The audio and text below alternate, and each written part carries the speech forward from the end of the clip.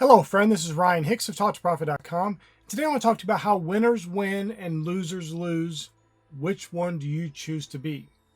Now, I know when I present that question, many people say, well, but you don't just choose it. Things happen and this happens. It's outside your control. And they have all these justifications and excuses for why they are in the position they're in. But it's truly all nonsense because you choose so many different things throughout your day. And while they may seem small, they add up to building the final picture of your life, the results you get in life. The world loves to tell you there's somebody else on the other side controlling things. There's this problem. The government did this. The devil's attacking you.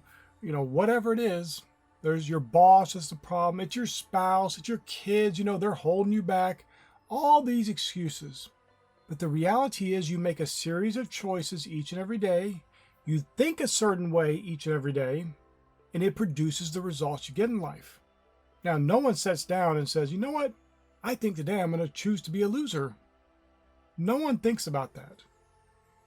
But they just take the actions of a loser, they take the actions of someone who loses in life, and not the actions of someone who wins. Very often it's because people are addicted to entertainment.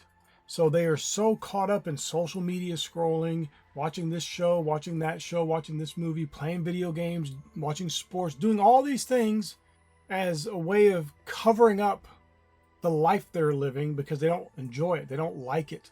They're not really pleased with their life and the way it's going, but they don't want to take the actions that would actually put them in a better position in life.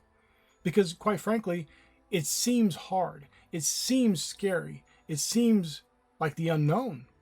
And many people would rather have a bad life where they at least know what is going to happen in a general sense than to have this completely unknown, different path that they don't know anyone that's been on, and they're afraid of it. They're afraid of what might lie down that path of righteousness, what might lie down that narrow way, because they've never been down it, and they don't know anyone that's been down it. And it seems like it is scary. And you'll get talked out of it because it's so much easier to stay in the comfortable position you're in, even if it's not good. It's comfortable not because it's necessarily truly comfortable, but it's because it's what you know and it's acceptable to you in that regard. But that should never be the case, because when you're doing that, you're just living because it's what you know. You're not growing and maturing, building your character, adapting, reinventing yourself. Something is seriously wrong. There's an old saying, I've heard it attributed to many people, and I've heard it quoted in different ways, but the basic idea of it is that many people are dead in their 30s, but it takes them till they're 70 to actually die. The basic idea being that people just give up and they get in these ruts where they're not even living anymore, because life is about adapting, life is about growing, life is about maturing, life is about improvement and productivity.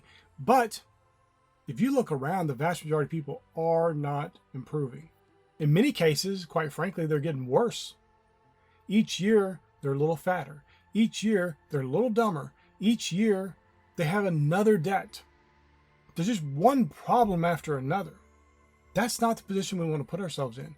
And if we're following Jesus, we know him and walking with him, how can you live that average person's life? How can you live like normal people? Live like the losers in life? You should be at such a high, exalted level that you can be truly one of those people Jesus called the elect. That's a very different being than the average person who's just living like the world, who's just conformed to this world and getting the world's bad results. There are so many things that make up the loser's life, and they're not all universal, because there are some losers who don't do certain things. They don't drink, but maybe they smoke. Or maybe they do smoke and drink. There's all kinds of things, but they are debilitating to the body. They're hindering you. They're keeping you from being your best. And they don't make your life any better. The problem I see all around that seems to be the most obvious thing, because used to in the old days, you could point to the drugs and alcohol and cigarettes. And those things are all tragic and bad for you. And obviously you shouldn't be partaking of any of them. But worse than that, and I know people aren't going to like to hear this because it's socially acceptable to participate in the vices they're participating in, but the social media is out of control. You go to any store today and look around, There are people just staring at their phones. They're addicted. You would think it's their God in front of them. They can't even look away to go shopping. They have to stare at their phones and worship at the altar of social media, worship at the altar of the world and the world's media and the world's lies and the world's just frivolous entertainment. There are so many forms of entertainment today, and the reality is they make people losers. They sap people of their will to live and to thrive in life. They make them zombies almost. They're just addicted. When people that used to be good, who are talking about they're binge watching this show and binge watching that show, it's like, what is going on? Don't you have any desire to be productive? Don't you have any desire to be useful? Don't you have any desire to be a creator and a co-creator with God and not be just a consumer, mindlessly consuming like the masses do? And I get it. The world's entertainment is very seductive. It is very addictive. But that alone should be one of the reasons why you need to pull yourself away from it and abstain from it. Get yourself in a better position in life. Start doing things that are useful and productive. And what you'll find is, I know entertainment is very fun and enjoyable, or at least it appears that way. It's really like drugs where it's addictive and it gets you hooked, and maybe you had fun the first time. And the second time, you need a little bit more of it, and it was still fun. The third time, you needed more, but it wasn't as fun. And the fourth and fifth and so on, you're just needing it to survive. That's where many people are with entertainment of the world today, whether it be social media or movies or whatever, video games, all the forms of entertainment today. And people squander their precious lives on it. They just waste their lives being entertained, being a consumer. And if anything defines being a loser, it is being one of those mindless consumers, one of those people who's not productive, who's not creating, who is not a creator. I want you to think about life differently. I want you to approach life differently and think, is what I'm going to do today going to bring God glory? Now, please understand, because I say this and people will hear it and think, they just think church things, going to the church, preaching at the church, church. No, your life should all be for the glory of God. So whether you are cleaning your room or you are selling $1 billion skyscraper, it doesn't matter what the actual activity is, as far as that you can, in that activity, bring God glory. Whether it seems like the most smallest, most minuscule thing, or the largest thing you could imagine in your world, you can bring God glory in it. But what you can't bring God glory in is just existing, mindlessly consuming, wasting your life away. It's disrespectful to Him. It's dishonoring to God. To be given this precious gift of life that many people die.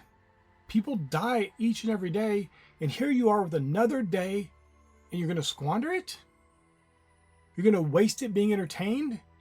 You're going to waste it just mindlessly existing? You're not going to take any activities to better your life and to become a person who wins in life? The scripture says this is the victory to overcome the world, even our faith. But why are you not living in a victorious place? And if you are living in a victorious place, that's great. But can you ramp it up a little bit more? Can you get even greater victories? Because I know you can. God's not limited. The scripture says, Jesus saying it, that with God all things are possible. But He also said that to him that believeth all things are possible. So with you and God, there's nothing that's impossible. So why would you have any limits? Why would you dare limit yourself? Why would you accept average and mediocre and accept being a loser in life when you can be a winner and you have victory wrapped up within you? It's just a matter of you letting it out. And you let it out by doing the activities each and every day that God gives you to do, taking action, not mindlessly consuming, getting rid of social media and entertainment and all this stuff, and getting yourself doing useful, productive things to actually make a difference in the world. And you will have the life of a winner. It will take some time, so don't beat yourself up, but go down that path, that straight and narrow way to being victorious in life, to being a winner, to being somebody who lives righteously and does the things that God leads them to do each and every day. And my friend, you'll be a great winner in life. Praise is a blessing for you. May God bless you richly.